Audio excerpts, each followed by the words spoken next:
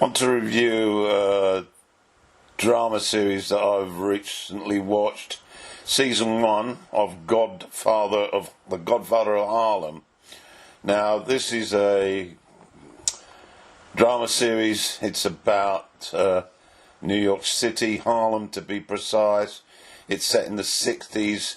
It's basically a gangster type series based on real events.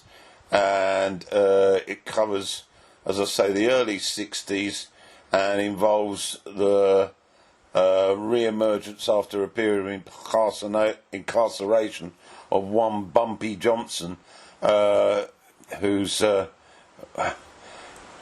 a reputation before and after as being a gangster, a leader of the Negro gang in Harlem, and this series is, I think, a pretty good,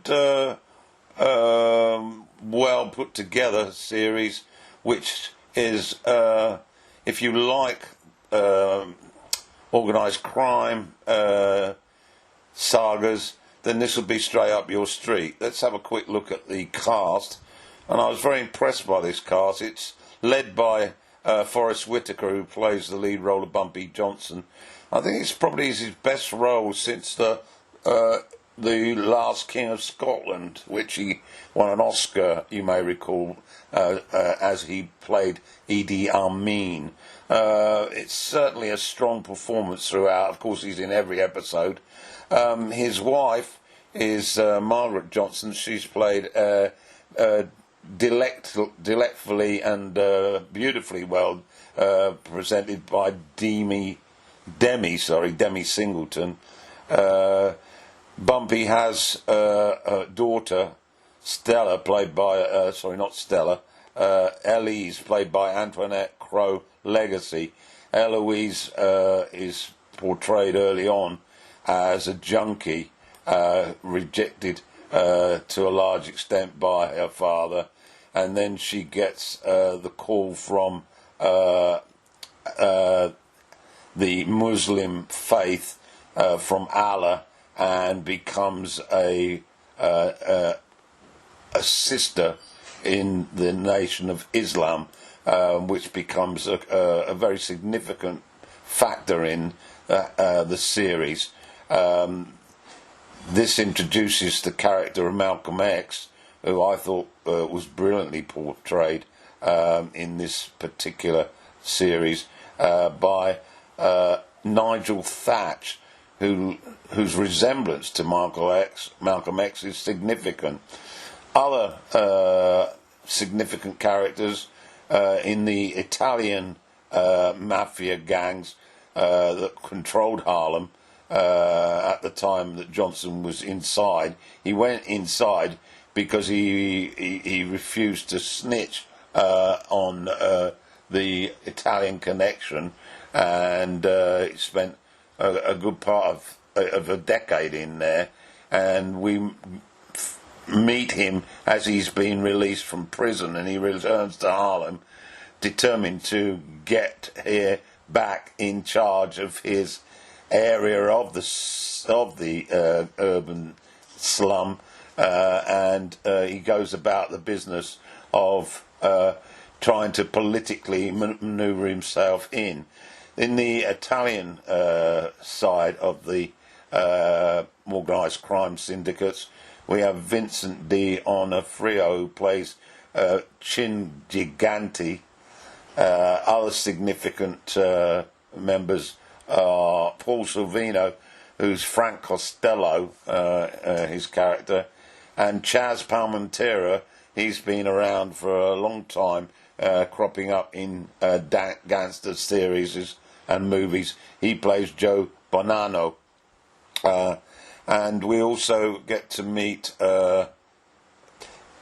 Kelvin Harrison Jr., who plays Teddy Green, an up-and-coming soul singer who just happened to have fallen in love with Chin Giganto's daughter, Stella, played excellently by Lucy Fry. So we have that sort of cross-cultural romance happening, which is a source of deep irritation for Vincent Chinchiaganti, and he actually employs one of his soldiers to try and eliminate Teddy. And we also see Teddy's rise to fame, so to speak, as a singer, a talented singer. And towards the end, he actually gets a support at the Apollo, supporting Sam Cooke.